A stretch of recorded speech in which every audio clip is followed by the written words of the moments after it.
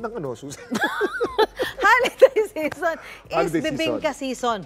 Yan Bibingka yung amoy pa lang, talaga na siguradong gutom ang abot. Kaya, Kuya Kim, sa Marinduque, may sariling version sila niya na must daw na matikman kasi may kasarian. Pati pagkain may kasarian na rin ngayon. Pati yan, may... Nagagalit ba yan pag mali ang kasarian na sabi mo? Bakit may kasarian pati yan?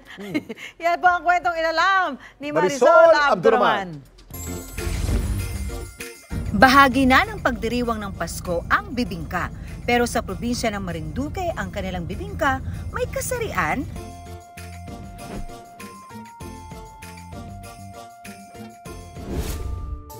Tatlumpung taon nang gumagawa ng bibingkang lalaki si Criselda. Binana niya ang pagluluto nito sa kanyang ina. Elementary pa lang po ako ako na po ang nagigiling dyan. Nung una po, wala pa pong kuryente, mano-mano lang. Nag-start po ako ng 8 o'clock, then natatapos po ako ng mga 4 a.m. Then pagkatapos po nun ay nandiyan na po ang aking service ng 5 o'clock, punta na po akong market.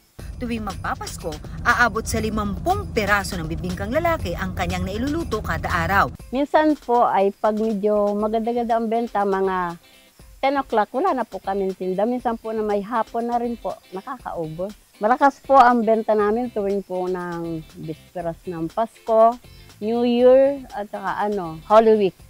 Kasi maraming mga turista. Dapat alam mo na nagsimula raw sa katuwaan ng bansag sa kanilang kakanin na bibingkang lalaki. Ayon sa Provincial Tourism Coordinator ng Marinduque na si Jose Labay. Ang bibingkang lalaki po ay isang masarap na kakanin dito sa bayan ng Buwak. Ang dating tawag lang sa niya ay simpleng bibingkang espesyal na buwak. Ang kaibahan po niya ay ito'y ginawa at nilagyan ng po ng itlog. At base nga po sa tudyuhan at kwentuhan, ano bang meron ang mga lalaki? Eh di itlog. And so it goes po. Tinawag siya na bibingkang lalaki. Sa paggawa ng bibingka, kailangan ng galapong, asukal, gatas, margarine at yeast. Siyempre, hindi rin pwedeng mawala ang itlog na pinagulan ng bansag nito na bibingkang lalaki.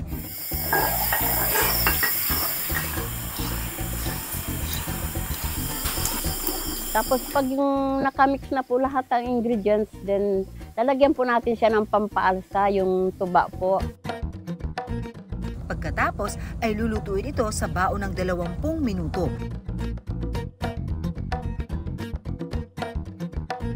Sabi din po ng aming suki ay talagang pagdating po ng Christmas vacation, bibingkang buwak na po ang hanap nila.